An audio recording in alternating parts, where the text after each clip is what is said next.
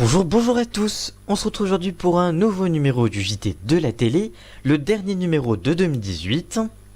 Et cette semaine on a un sommaire assez chargé, alors c'est parti.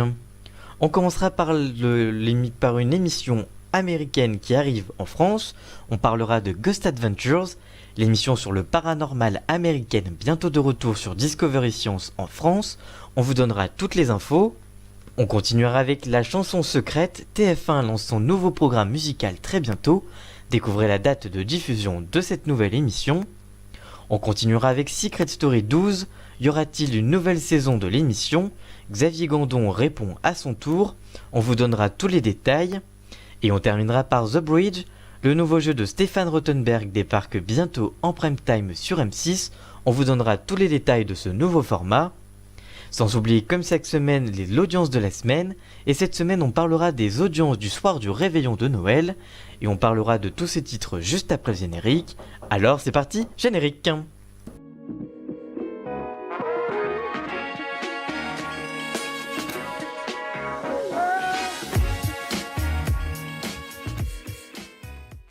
Et on commence par une info télé étrangère qui arrive en France.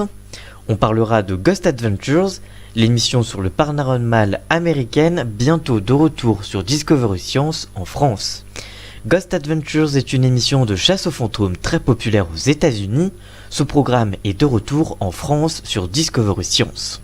En effet, dans cette émission américaine, Zach Bagan, Nick Groff et Aaron Goodwin de l'équipe Ghost Adventures enquêtent sur les lieux hantés les plus connus et les plus terrifiants au monde. Tous les trois vont interviewer les témoins et les historiens de chaque site pour connaître son histoire avant de passer la nuit enfermés dans ce lieu et essayer de provoquer les fantômes. Donjon, théâtre centenaire ou encore manoir lugubre, le trio y cherchera les activités paranormales avant d'analyser ses découvertes, aidé de technologie et des spécialistes du paranormal. Dès le 5 janvier et tous les dimanches à 21h sur la chaîne payante Discovery Science, vous retrouverez Ghost Adventures pour une nouvelle série de 6 épisodes de 60 minutes chacune. Allez-vous regarder l'émission sur Discovery Science? Que pensez-vous de cette émission? Dites-nous tout ça en commentaire, on vous lira bien évidemment. On continue avec la chanson secrète. TF1 lance son nouveau programme musical très bientôt, découvrez la date de diffusion. TF1 lance bientôt un nouveau programme musical, la chanson secrète, portée par Nikos Aliagas. Mais quel est donc ce programme? On vous dit tout.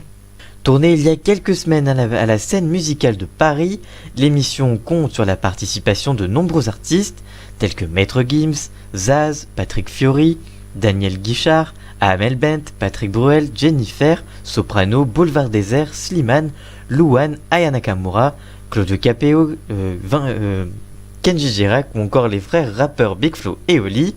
Le concept de la chanson secrète est simple, chacun des artistes, y compris Nikos Aliagas, va se retrouver tour à tour installé dans un fauteuil dos à la scène et face au public. Derrière lui, un autre artiste va arriver et reprendre l'un de ses titres. Des invités surprises et des proches des artistes pourront également intervenir pour leur réserver une surprise. Avec cette nouvelle émission, TF1 décide de réinvestir dans les programmes de variété, un genre délaissé depuis ces dernières années en télévision en raison d'audiences décevantes. Si la chanson de l'année et les Energy Music Awards continuent de fonctionner, la Une avait déçu début 2018 avec Johnny toute la musique qu'il aime, qui avait été suivi par 3,5 millions de téléspectateurs et 16,3% du public. Puis 2 semaines plus tard avec Goldman 40 ans de chansons, qui avait séduit 3,9 millions de téléspectateurs pour 19,5% de part de marché. France 2 a elle aussi connu des déceptions et quelques succès cette année avec ce genre de programme, ou encore M6 qui n'a pas réussi à imposer le retour de nouvelles stars, ou encore Audition secrète cette saison. TF1 lancera donc la chanson secrète, une nouvelle émission musicale animée par Nikos Aliagas à partir du 29 décembre prochain. Que pensez-vous de cette émission? Allez-vous regarder l'émission lorsqu'elle sera diffusée donc demain, puisque c'est demain le 29. Dites-nous tout ça en commentaire, on vous lira bien évidemment. On continue avec Secret Story. Y aura-t-il une nouvelle saison de l'émission? Xavier Gandon répond à son tour. Après Christophe Beaugrand qui parle de l'avenir de Secret Story, c'est au tour de Xavier Gondon, directeur d'antenne du groupe TF1, d'y parler également. En effet, il y a quelques semaines, Christophe Beaugrand avait révélé qu'un retour de Secret Story sous une nouvelle formule pourrait être probable, mais celui-ci indiquait que pour le moment, aucune négociation ni aucune nouvelle version ont commencé. Du côté des fans de l'émission, ils sont toujours aussi actifs sur les réseaux sociaux. Vous pouvez d'ailleurs réagir afin de pousser le retour du programme avec le hashtag On veut SS12. Autre indice, Endemol Shine a communiqué sur les programmes qui sont dans la société et Secret Story y figure toujours. C'est donc un indice pour peut-être espérer un retour du programme. Mais il y a aussi quelques semaines, lors d'une interview accordée au site puremedia.com, Xavier Gondon, directeur d'antenne du groupe TF1, a répondu « En effet, le journaliste pose la question suivante. La semaine dernière, Christophe Beaugrand affirmait qu'un retour de Secret Story pourrait être une bonne idée. Vous la partagez également ?» Ce dernier répond en nuance que ce n'est pas prévu, mais pourquoi pas un jour. Il explique « Ne nous interdisons pas le retour de Secret Story. C'est une grande franchise de télé-réalité qui a vécu de très belles heures sur TF1 comme sur TFX. Ce n'est pas le sujet l'ordre du jour, mais nous ne nous interdisons pas son retour. » Le doute plane donc toujours sur l'émission. Y aura-t-il une nouvelle saison ? Eh bien, c'est ce qu'on verra. Une nouvelle saison de Secret Story pourrait donc voir le jour dans les prochaines années. Cela permettra donc au format de se reposer, puisque ces dernières années il était exploité tous les ans et les audiences commençaient à s'épuiser un petit peu. Est-ce donc une bonne ou une mauvaise idée de laisser reposer le format ? L'avenir nous le dira. Que pensez-vous de cette émission ? Pensez-vous que le programme signera un retour prochainement ? Dites-nous tout ça en commentaire, on vous lira bien évidemment. Et on termine par The Bridge, le nouveau jeu de Stéphane Rothenberg débarque en prime time bientôt sur M6. On vous donne toutes les infos. M6 démarre l'année 2019 avec la diffusion de son nouveau jeu d'aventure, The Bridge, animé par Stéphane Rothenberg. Comme pour chaque jeu d'aventure, les téléspectateurs de M6 retrouveront Stéphane Rothenberg.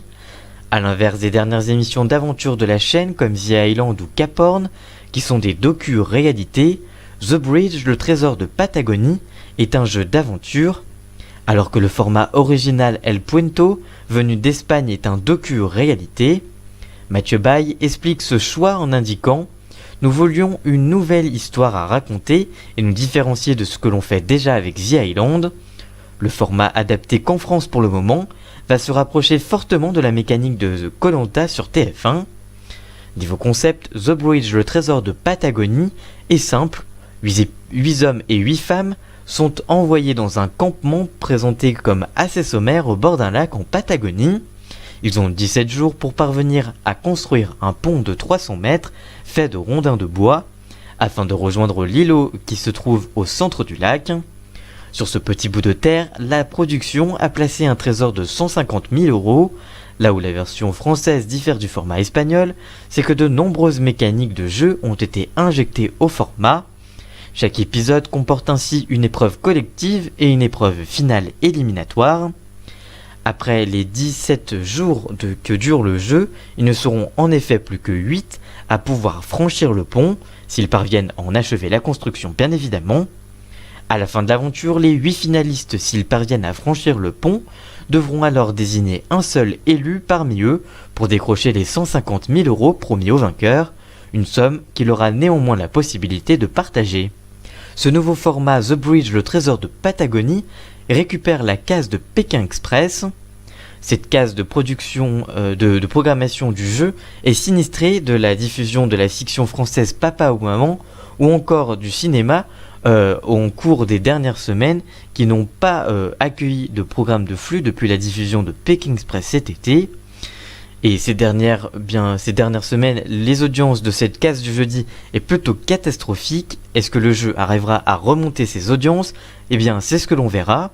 Si ce dernier a réalisé d'excellents scores, si Pékin Express a réalisé d'excellents scores cet été, reste à savoir si The Bridge parviendra à réaliser des scores plus convaincants que ses précédents formats d'aventure de la 6.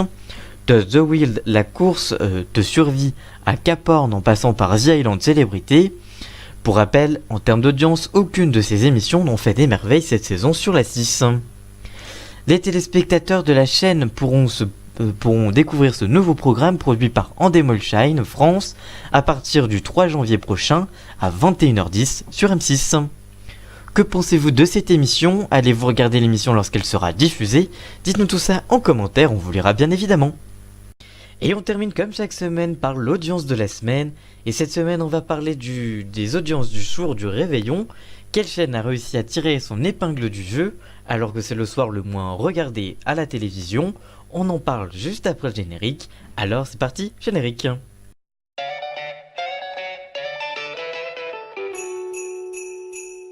Comme tous les ans, les prime time pour le réveillon du Noël sont extrêmement faibles, mais TF1 reste leader avec La Belle et la Bête, qui captive 1,9 million de téléspectateurs et 15,2% du public. M6 suit avec Mary Poppins, qui rassemble 1,8 million de personnes et 14,8% du public. Le documentaire sur France 2, La vie secrète des animaux du village, captive 1,6 million de téléspectateurs et 12,3% du public. France 3 diffusait la fiction Témoin à charge qui captive 1,3 million de téléspectateurs et 9,4% du public. W9 est leader TNT avec les 30 ans du top 50 qui captive 824 000 téléspectateurs et 6,3% du public.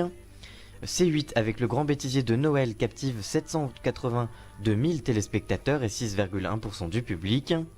TFX diffusait également un bêtisier avec le Big Bêtisier de Noël, présenté par Christophe Beaugrand qui captive 587 000 personnes et 4,5% du public. France 5 diffusait un numéro spécial de J'irai dormir chez vous, spécial Noël, qui captive 337 000 téléspectateurs et 2,5% du public. Gulli suit avec Joyeux Noël Shrek qui captive 265 000 téléspectateurs et 2,2% du public. Énergie 12 avec le super bêtisier de Camille Serre qui rassemble 240 000 personnes et 1,8% du public. TMC diffusait le film Les Gorilles qui captive 222 000 téléspectateurs et 1,7% du public. Série 25 diffusait un film de Noël à Vrai Papa Noël avec Bigard qui captive 207 000 téléspectateurs et 1,6% du public. Sister diffusait L'Apprenti Père Noël qui captive 127 000 téléspectateurs et 1,1% du public. TF1 Série et Film diffusait Mission Noël, les aventures de la famille Noël, suivi par 119 000 téléspectateurs et 0,9% de part de marché. Et enfin C'est Star avec les clips les plus vus de tous les temps qui captivent 93 000 personnes et 0,8% du public. Que pensez-vous de ces chiffres? Quelle chaîne avez-vous regardé le soir du réveillon? Dites-nous tout ça en commentaire, on vous lira bien évidemment. On se retrouve juste après le générique pour la fin de ce JT de la télé.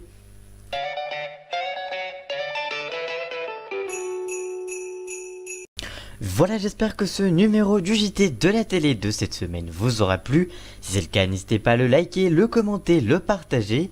Et nous on se retrouve très vite pour une toute nouvelle vidéo. A très bientôt, ciao!